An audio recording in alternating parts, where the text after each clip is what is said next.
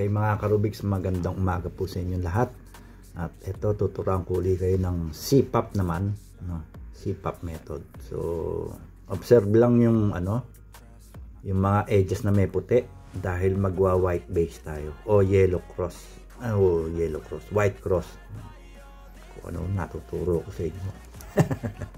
Yan. Tapat mo lang siya doon kung siya ay nasa ibaba na, no? So, yung dalawa nandyan. Pwede mong unahin ng orange kung ano gusto mo. So, sa blue naman, ayan na rin. Yan. Ang problema na lang, itong red, white. So, ito yung slot niya, di ba? Dito yung red. Ibig sabihin, itong side na to, lagay natin dito. Yan. Then, baba natin siya. Then, back. Ito na ngayon yung white cross natin na nakamatch sa kanya-kanyang mga kulay. Yan. Yan ang CPAP. Ang C, yan nga, cross. So, kahit anong kulay pang gawin mo sa down mo, C pa rin yun, o cross. No? Meron namang orange cross, blue cross, red cross, green cross, at yellow cross. Depende sa kulay na gusto mo. No? Kasi nga ito, pangkaraniwang ginagamit na pang sample, ang puti or yellow. Yung dalawang magka-opposite na yan. Yan palagi, no? Ngayon, so madali lang, no? Madali lang paggawa ng white cross, no? Madali lang. Kung mga white base tayo, lahat ng white corners, ayan, tama-tama pala, nasa taas na. So ito naging, ano ba yun? Bantadyo, yung bantadyo dito yung ano na, kumbaga given na, hindi na tayo kailangan mag ano pa, no? So i-insert mo na lang ganon. Yan, yun, no?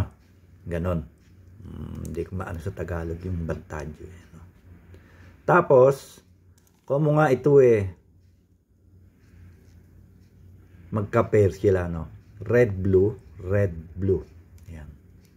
Ito yung bahay niya, no? So, doon ko nilagay, no? Nandyan niyang kanina, di ba? Pinakita ko lang sa inyo. Ito yung kapartner niya, di ba? So, pag kinuwenta mo, ayan, dito na nga tayo para hindi kayo malito. Pag ginanyan mo siya, ayun siya, oh. Di ba? Nag-pair na. Pero umangat to. Oh, no, nakita mo. Di nakaganyan yan, di ba? Ayan, ganyan. Pag ganon, di nag-pair nga, no? So, insert mo na siya. Ayun, no? Then, back down. Yun. Eto, di okay na, no? Eto, yan. Isa sa senaryo na yan. Meron pang ang buo ito, halimbawa, green, red, nandyan. Iyon namang katambal niyang, halimbawa, ito, ayan, yan. Nandyan sa ibabaw. Minsan naman, nasa ilalim yan. Minsan naman, baliktad tong kulay na to na edges, nandyan siya, minsan nandito. Yun yung mga senaryo, pero madali lang. So tulad nito, oh, yan, isang senaryo. Anong kailangan? Kailangan mapaghiwalay mo sila. Parang nandito yung baliktad, no? Paano mapaghiwalay yun? Kailangan ilabas mo, tanggalin mo siya dito. Hindi nandito na, parang ito, no? Ito, pag binaba mo dito, di ba slot ng broken to? Ayan, pag ganun. Okay. So, ito ngayon, mamimili ka lang kung saan mo lalagay. Pero balik muna natin. May konting aral dito. So, alam mong orange to, tamang-tama, magka-opposite sila. Ibig sabihin hindi yung kulay na magka-opposite, no? Ibig sabihin match color na sila, no? Ang kukwentahin mo dyan, pag ginanon to, magiging blue dapat yun nandun, no? Tandaan mo, ha? Hindi ba blue to? So, pag ginanyan mo ngayon, itong slot ng broken, kumbaga tatago mo to para mapaghiwalay mo sila, no? Ayan, ganyan. Di ba blue nung tinesting natin doon? Di ito, lalagay natin doon. Ayan. Saka mo ngayon ibabalik to sa baba. Ayan. Para lang mapaghiwalay natin sila. At para din maiayos yung kulay nila. Tingnan mo, tapat natin to sa kanyang bahay, yung tawag natin sa kanya, di ba?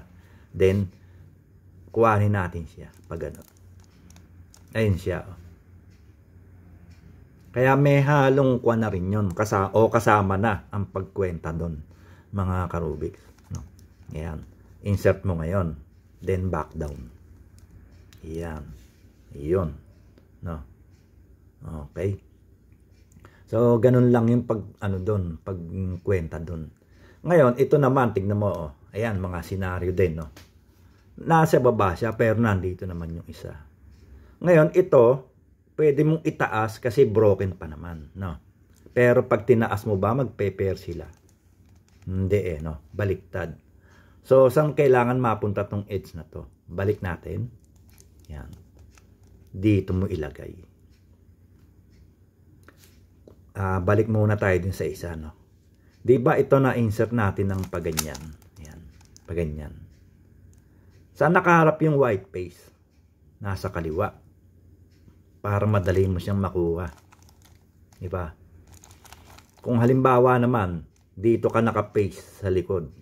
Pwede yan. Dito naman siya kukuhanin. Pag ganun. Tapos doon mo siya dadalhin, then back. Okay, naget mo? Yun din yung gagawin natin dito. So, kwentahin mo, no? Yan. Isobra na natin. Kwentang ano lang to. Okay. Diba doon napunta yung green? Yung side na yan. Eto yun no? So, balik uli natin. So, ang gawin natin, yan yung original position niya, di ba? Yan. Ayun no? Nakabaliktad siya dun Pero naka-face na yung white. Ngayon, kung dito naman siya naka-paste, titignan mo kung ano yung kulay na nandito. Masusugalan mo ngayon kung saan ito dapat mailagay. No? Ganon. So, ito doon natin lagay. Yun. Dahil naka-paste to ng kaliwa Nasa left side natin Back natin ngayon sa taas. Yun. Nung palang tinaas natin to, mga ka-Rubiks, kasi broken to no? Hindi broken, kundi malaya natin siyang mailalagay doon. Tapos ito, itataas mo. Ito ngayong slot ng hindi natin kailangan, ang ilalagay natin dito. Ayun. Para pagbalik niya sa baba, yung target mong dalawa, handito. Saka mo pa lang siya ipoposition dyan. Ayan. Now, then kuhanin natin yun. Ayun no. Then insert.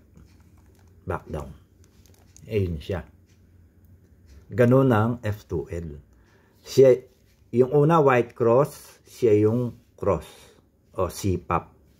Yung the word C-pop no? Siya yung cross. C, yung C. Yung F naman, yun yung F2L na ginagamit natin ngayon. Pag ganyan. Ang corner at saka edge, sabay silang ini-insert. No? Hindi katulad ng layer by layer method, gagawa tayo ng cross paano daisy. Diba? Papaligid natin dyan sa dilaw yung mga puti na to. Tapos tatapat mo sa kulay na kung ano yung naka-front mo. Dadalhin mo siya sa ilalim hanggang makagawa ka ng cross white. Tapos corners. Kumbaga dito sa layer by layer, inot-inot.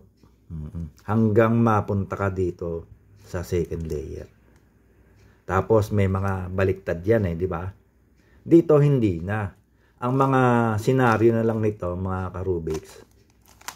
Ang mga senaryo na lang nito, yung mga ganyan, pagka sipap ang gagawin mo, yung magkatabi, minsan naman buo ito, yung edge dito, eto minsan nandyan. Minsan naman nasa ilalim. Yun naman yung mga senaryo niya. Sa oras mong magawa na, wala na dito ka na. Tulad niya, nag-OLL na. Naging dilaw na lahat. Ito naman yung O ng sipap. OLL. Yan. Tapos, ang P sa huli, ito, yung gilid. Yan. Paano malalaman yon? Di tatapat mo lang ganon. Yan ang palatandaan ngayon. Ito, at saka ito. Yung iba, broken, Diba? Broken. Tsaka ito, broken. Ibig sabihin, ang magpapalit, ito at saka ito, at saka yung dalawang edges. Okay? So, ang algorithms natin dito, no, tignan nyo lang yung itsura. No? So, dapat pag gagamit kayo ng PLL, buo ng yellow to. Tulad niyan. Or sabi ko nga sa inyo kung ano yung kulay na ginamit nyo. No? Depende sa inyo. Okay. So, ito, B perm. Yan. Na. Yan. Tandaan nyo lang. Kasama na rin dito yung pagbasa ng algorithms kung paano iniikot yung mga bawat part ng ano no ng cube. Baka isa 'yon sa nalilito kayo. 'Yon, kaya hindi niyo mabuo yung cube niyo or wala kayong cube.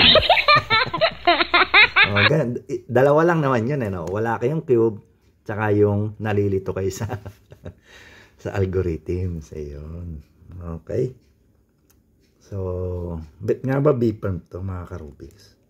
No. Hindi B-perm to. Ito ang Y-perm. Oh, sabi ni. Kasi pag B-perm, dapat buo ito. Merong buo dun na ano eh. Pag ganyan yata, no? Tapos buo ito. Tama yon. Oo, nandito yung position nun. Buo ito. Tsaka ito.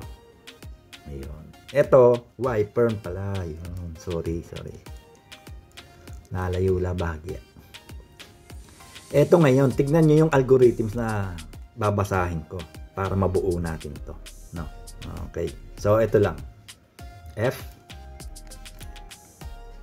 R U prime R prime U prime R U R prime F prime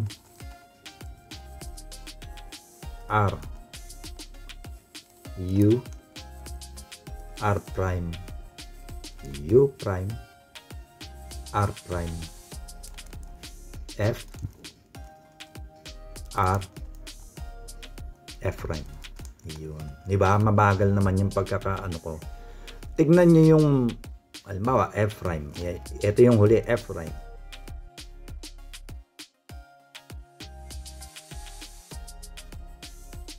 Kasi minsan mahirap iikot, no? Ako pagka yung ganun dito lang. Same lang din naman. Pero dapat matuto kayo ng mga paano iniikot, yung mga finger tricks, no? Oo. Sa mga kabataan tulad ni Cube Artist, no? Talagang nakita ko naman, no? 23.8 seconds. Hindi ko kaya yon. Masyadong mabilis yun. 1 minute nga lang, hirap na hirap ako eh. Yung pa kayang 23.8 seconds. Nakita ko rin yung video mo, Cube Artist. Salamat din ha. Okay, so yun lang muna mga ka-Rubiks ang aking may tuturo sa ating CPAP method. Maraming po salamat at mag-iingat po palagi. Bye!